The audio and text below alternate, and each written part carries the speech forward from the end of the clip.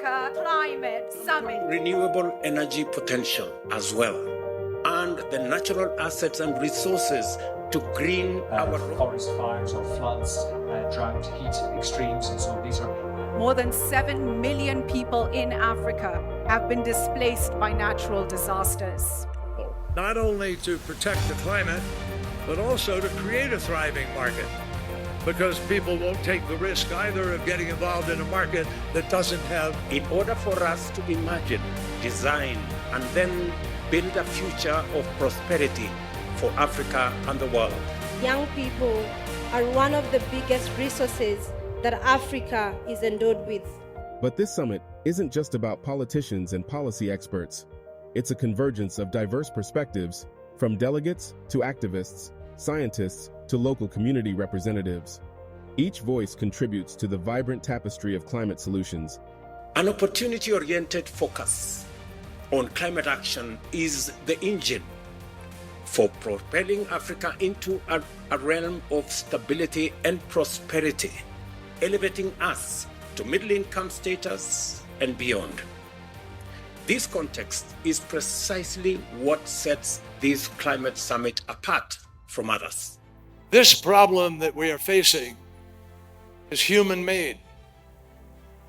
It's about pollution. It's not very complicated. It doesn't take a rocket scientist or a mathematician or equation work to its end in order to understand what's happening. This continent accounts for less than 4% of global emissions, yet it suffers some of the worst effects of rising global temperatures. We now live in a world of superlatives. I call it the season of superlatives, the hottest, the rainiest, the warmest. Everything is breaking new barriers and new records for the Guinness Book of World Records. Playing the blame game is not the answer. A more pragmatic approach is for Africa to be a key player in the research, in the search for global climate solutions. It is imperative that as Africa, we prioritize investments in our research capacity to develop scientific publications to inform and guide global efforts to combat climate change. We must emphasize on investing in African research institutions to produce regionally relevant science that can inform the different working groups under the IPCC. We need to consider the climate crisis as an opportunity to address the youth unemployment challenges.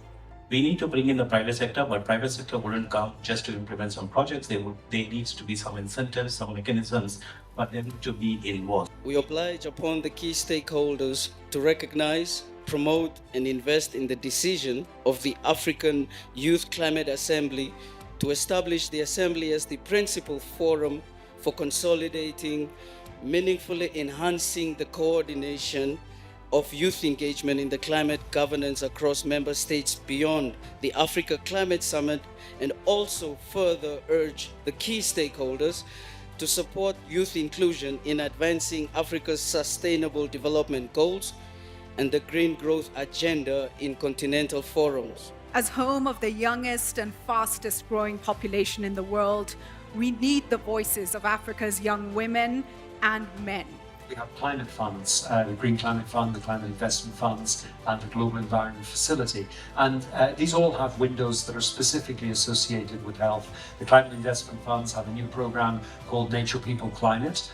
It's obviously going to be able to address issues around air quality. The Global Environment Facility is doing lots of stuff around pollution, waste management, and so on. We as KCIC Consulting have been implementing quite a few programs from various donors. Thank you to all the donors who are around, including the UNDP, with whom we have partnered to implement a fantastic commercial forestry-based program.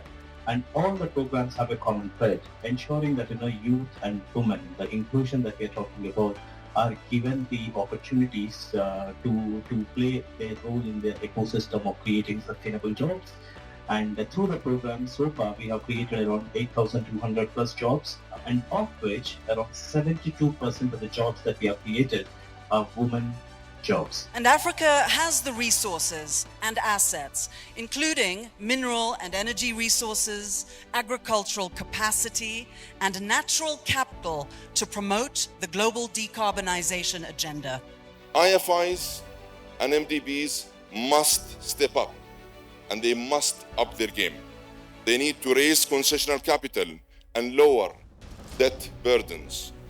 They need to attract and leverage private capital at a multiple, and the multilateral, public, and private sectors need to mesh together and work as true partners to accelerate the delivery of practical solutions and real impactful projects on the ground. The African Climate Summit has been designed to enable us locate our intense engagements and the most energized discourse in order to facilitate imaginative, problem-solving, and innovative interventions that are bold enough to meet the critical challenges of the present and future time. In the wake of the Africa Climate Summit, pivotal outcomes emerged, including a unified commitment to address climate change by reducing greenhouse gas emissions and promoting renewable energy sources. The summit also spotlighted the preservation of Africa's biodiversity, financial support pledges for climate initiatives, and a strengthened resolve to build climate resilience. Declarations were made, emphasizing the acceleration of renewable energy adoption, biodiversity protection, financial assistance commitments, and the pursuit of climate resilience. Key themes like renewable energy investments, emission reduction strategies, private sector engagement, and innovative technologies took center stage. The way forward involves policy implementation, resource mobilization, capacity building, global cooperation, innovation, community engagement, and advocacy, with preparations underway for COP28. Sectors highlighted included energy transition, agriculture, biodiversity conservation, water management, infrastructure, and green finance. The Africa Climate Summit stands as a testament to Africa's commitment to sustainable climate action and global collaboration.